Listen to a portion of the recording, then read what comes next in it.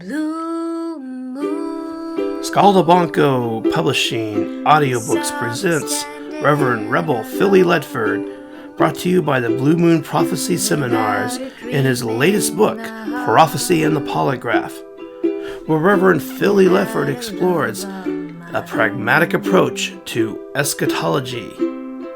Copyright January 31st, 2018, published during the Super Blue Blood Moon. All rights reserved. My Lord, what a morning. My Lord, what a morning. My Lord, what a morning. When the stars begin to fall. Chapter 4. A Charting We Will Go.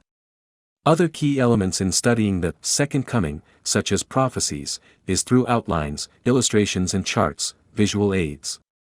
I think charts should be simple illustrations when teaching so as not to distract from what is being taught. In this chapter, I focus on some charts and their place in Christian history. I think this historical chart below is perhaps the first visual chart of its kind with many that follow. Eisegesis has a good side and a bad side that causes lots of confusion. That is why I chose this first chart to illustrate what I am talking about. This first chart had a great effect on Christianity across many denominations until after the Great Disappointment in October of 1844. Jesus did not return on the date set by the author of this chart or on the revised date. Common sense suggests that after this debacle Christians would have learned their lesson. Not so, since this time so many Christians have been caught up in their own interpretation that they fail to see outside their own little box.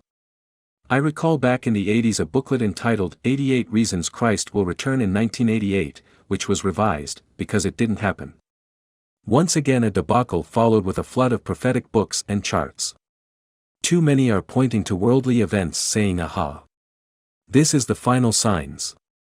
When the last of all these predictions fail from false prophets, for those Christians who knew better, I believe this Bible prophecy will occur. And saying, where is the promise of his coming? For since the fathers fell asleep, all things continue as they were from the beginning of the creation. 2 Peter 3 verse 4. Sad to think about, but rather than present their work as assumptions, eisegesis, they choose to sensationalize their work and thereby setting a stage that will be used by the beast to trash Christianity. Daniel 7 verse 25 And he shall speak great words against the Most High, and shall wear out the saints of the Most High. Revelation 13 verse 1 And I stood upon the sand of the sea, and saw a beast rise up out of the sea. Upon his heads the name of blasphemy. The next chart I chose is from a man I admire, but do not always agree with. I have redone some of his illustrations to help me illustrate my work. In fact, his work has been a standard since the turn of the 20th century for all those who follow.